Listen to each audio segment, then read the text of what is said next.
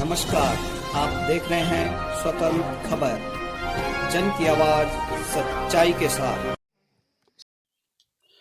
नमस्कार, मैं विकासखंड रिखड़ीखाल में यहाँ पर मौजूद हूँ जो ग्राम सभा जुई है। और मेरे पीछे आप देख रहे होंगे कि ये जो आपको ये एक खेत दिखाई दे रहा है और यहाँ पर कुछ गायें आपको दिखाई दे रही है। ये वो जगह है जहाँ पर बाघ को पिछले दिनों ट्रैंकुलाइज किया गया था। आप देख रहे होंगे कि गांव की स्थिति, गाय यहाँ पर बंधी हुई है, कभी भी दोबारा भी यहाँ पर बाघ दोबारा आ सकता है। लोगों के सामने ये समस्याएँ हो रखी हैं।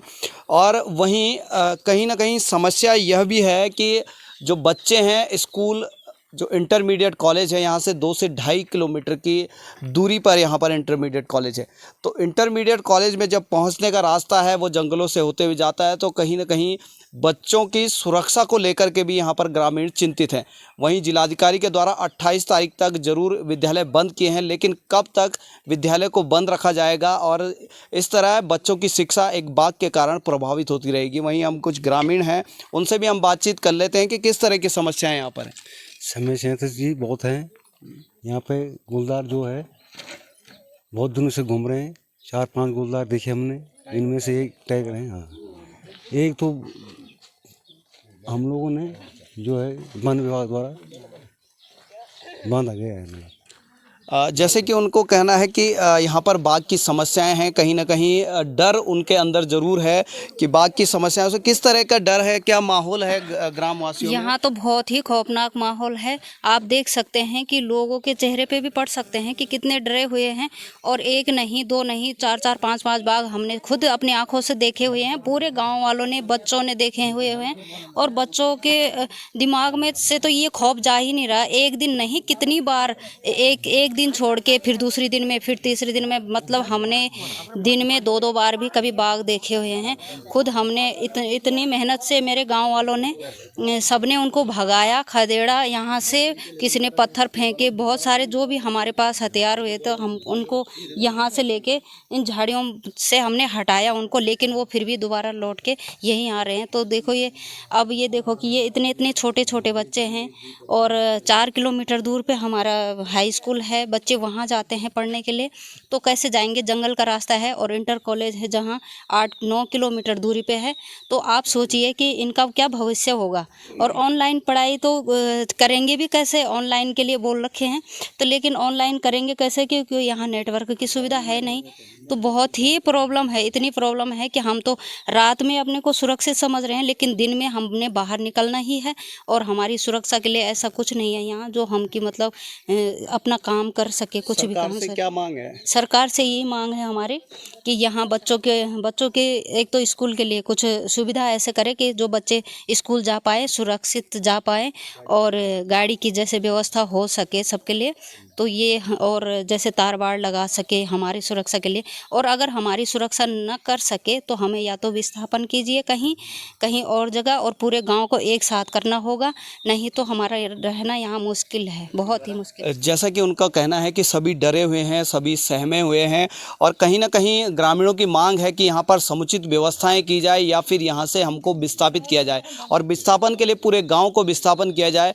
वहीं एक समस्या जो ऑनलाइन अगर पढ़ाई भी हो रही है, बच्चों के स्कूल बंद है, ऑनलाइन पढ़ाई की बात करते हैं, लेकिन नेटवर्क वहाँ पर मिल नहीं पा रहे हैं।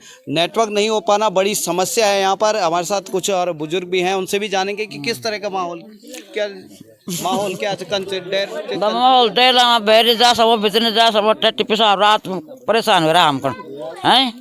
और गाय बच्चे सब भूख से मर रहे हैं, हम भी भूख से मर रहे हैं। गाड़ी पुल नहीं जा सकते, और राशन पानी खाने के लिए खेती नहीं होती, बाड़ी नहीं होती, कुछ नहीं होता है। जैसे कि मवेशी हमारे साथ हैं, आपके गाय बच्चे हैं, किस तरह से गाय बच्चियों का खाना पीना किस तरह का?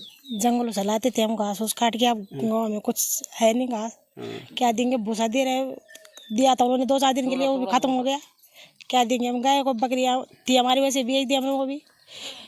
और ये देखिए कि कहीं ना कहीं समस्याएं यहाँ पर बन रही हैं कि बकरियां थी, लेकिन मजबूर होकर के कम रेटों पे उन्होंने अपनी बकरियां भी बेच दी हैं, क्योंकि चारा पत्ती की समस्या डर की मारे बेच दी हैं कि कहीं बाघ ना खा दे, या बाघ हम चारा पत्ती लेने जाएं या बकरियों को चुगान कर दे जाए। वहीं मेरे साथ और भी ग्रामीण हैं, उनसे भी जान लेते हैं कि क्या समस्या है, किस तरह की समस्या है। मेरी समस्या ये है कि 2 मेरे बालक हैं, स्कूल जाते हैं गाड़ियों पुल, 4 किलोमीटर दूर है स्कूल। उनके लिए सुविधा की जाए। 4 बच्चे जाते हैं। 4 बच्चे इस गांव से जाते हैं, 2 मेरे हैं, 2 और के हैं। ठीक है जी। मेरी बकरी सबसे पहले बाघ ने मारी, फिर मेरी गाय मारी। मेरे को क्या मिला? कुछ नहीं मिला।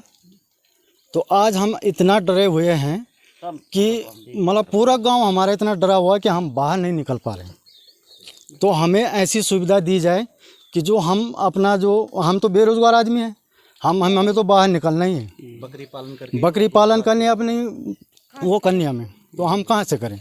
तो मेरी सरकार से यही वो है कि कम से कम हमें ये सुविधा दी जाए।